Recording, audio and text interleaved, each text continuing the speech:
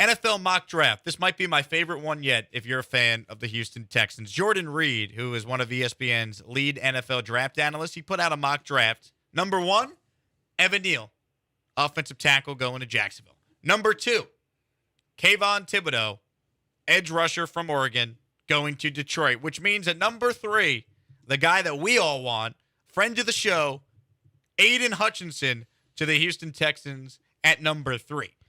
Now, I don't think Hutchinson will end up actually being there for the Texans, but if somehow, some way he is, man, would that be just the most unbelievable feeling for Texans fans to get that type of player at number 3, face of the franchise, so much hype, so much excitement. Like that guy being there at 3 would be a dream come true for every single Texans fan. Aiden Hutchinson is what every football coach dreams of having on their team. A guy that just is your typical do everything for his team, do exactly what the team asks him to do. He talked about today he's going to do everything at the combine. He's going to jump. He's going to lift. He's going to do everything at the combine. Typically, top guys don't do everything at the combine, but Hutchinson is going to do everything at the combine, and I'd love this. I mean, it would be incredible. It is a guy that if the Texans have the opportunity to take him, I don't see any scenario where they don't take this guy. Wolverine Watt is what I've called him. Mm-hmm. Go from J.J. Watt to Wolverine Watt in the span of a couple of years. Exactly. Like this would be phenomenal. Here's the problem. He ain't going to be there. This scenario that Jordan Reid put together has taken a huge hit in the past week or so. Listening to Todd McShay and Mel Kiper and Daniel Jeremiah talk about Kayvon Thibodeau, which he would need to go second for Hutchinson to be there at 3rd. There are people talking Kayvon Thibodeau might fall out of the top 5. Jeremiah and McShay are 2 of those guys. That's 2 of the foremost draft analysts saying Kayvon Thibodeau might fall out of the top 5. And I can't figure out why. And if that's the case, I don't see how he can improve his stock, his situation to the point where he goes 2 and the offensive lineman goes 1 and Hutchinson's there at 3 for the Texans. Combine. If he tests really well, because this guy, for most of the year, Thibodeau was the consensus number 1 pick. Then Hutchinson had this great year, kind of emerged as we went forward, became a Heisman finalist, and all the hype was, well, Hutchinson might go 1. If Thibodeau tests really well and he interviews really well, it's possible that he could move back up boards. I don't buy the notion he's going to fall out of the top 5, though. Because if you look at the teams in the top 5, the Jets and Giants at 4 and 5 both have desperate needs for edge rushers, so I can't see the scenario where either one of the New York teams would pass on Thibodeau. I like Thibodeau a lot. I do, too. I can't quite figure out why people don't like him. He's a stud, and I think if he's there for the Texans at 3, I would take him. I think most teams probably have Hutchinson rated ahead of Kayvon Thibodeau. And I'm with you guys. If Hutchinson is there at 3, you run to the stage and make that pick. Mm-hmm. And that's got to be the pick because you need edge rushing help. You need everything on this team. But that's a guy who has the chance to be a franchise cornerstone for a number of years. So I would love that pick. But, man, I'd be okay with Thibodeau too. The frustrating thing is, like, the Lions need a quarterback at 2, and there's just no quarterback worthy of the number 2 overall pick. Maybe the Lions panic. Maybe they're like, dude, we just have to get one of these guys. Like, we don't want to go another year with Jared Goff. We have to get somebody in here right now and try to build our franchise around a QB. So if they take somebody at 2, you might have your choice of Hutchinson or Thibodeau if Evan Neal goes number 1 to Jacksonville or just Ano Lyman goes to Jacksonville. But the problem is I don't think the Lions are going to do that at 2. So, yeah, this is the first mock I've seen with Hutch going 3.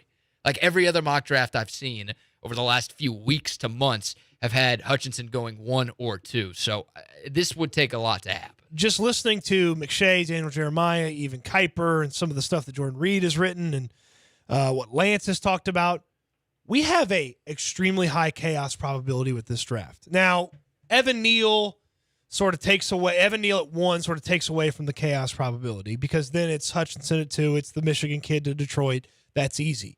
But if for some reason the Jaguars forego the opportunity to take an offensive tackle at the top, they go Hutchinson 1. These things are true about Kayvon Thibodeau. Some of the things that they're saying about Kayvon Thibodeau, the draft experts, are what they're also saying about Derek Stingley, who many thought were to be the first cornerback off the board.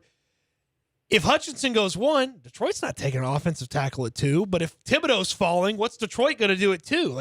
The chaos factor turns into an incredible spot if Hutchinson goes 1 to Jacksonville. And you can benefit greatly from chaos if you're the Houston Texans. Somebody might fall to you that shouldn't fall to you. Somebody might feel like they have to come up to get one of these guys that is falling. It's going to be a really fun draft. A really, really fun draft. I don't see how the Texans wouldn't take Thibodeau if he's there at 3.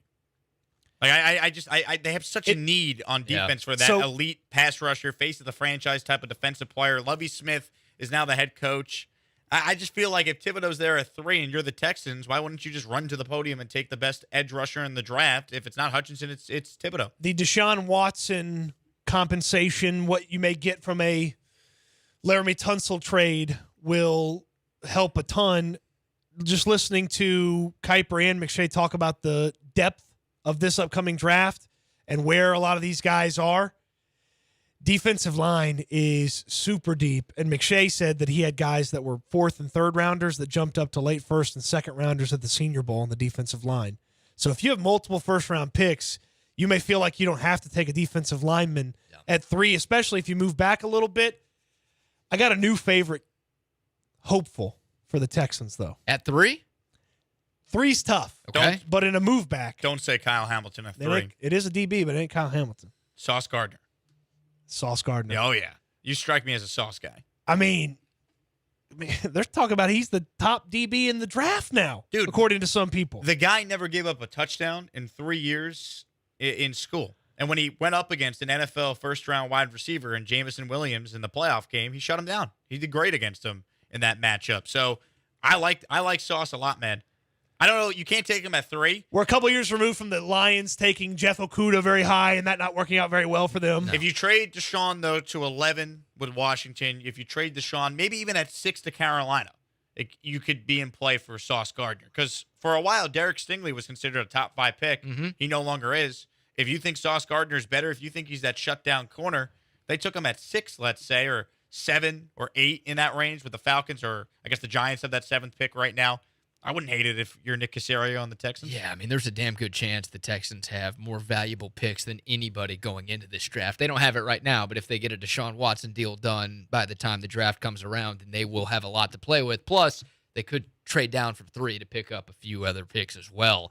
I'd have a tough time if one of Neal, Thibodeau, or Hutchinson is there at 3. I'd have a tough time not taking one of those 3 dudes, but if somebody blows you away with an offer, if someone's looking for a quarterback, which is usually the case, right? If someone's trying to move up that high, if somebody really wants Kenny Pickett or Malik Willis, then you've got to listen, and maybe that opens the door to get a Sauce Gardner or a Kyle Hamilton or a Derek Stingley a few picks later. Come on, Kenny, get those massages, make that hand bigger, and figure out that somebody needs you to be their quarterback. Is that what it is, massages? Yep. That's what Brandon Allen did a few years ago. Pull your hands, like pull your fingers to make your hands bigger? Is that how it works? I don't know exactly what type of massages they do, but that's what Brandon Allen did. He added, I think, like half an inch to his hand size with massages. Not the ones that Deshaun was doing. That'd be my piece of advice for Kenny Pickett.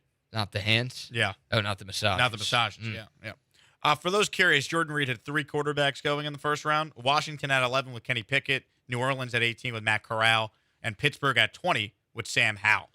So there you go. One more note, too, is a 2-round mock draft. In the second round, you had the Texans taking a corner from Auburn, Roger McCreary. Ooh, I like McCreary. He had a good Senior Bowl. They got to get some secondary help. Safety, corner, whatever. They got to come away from the draft with secondary help. They got to get help. Yeah, it's true. Good football players. Start there, Nick Caserio.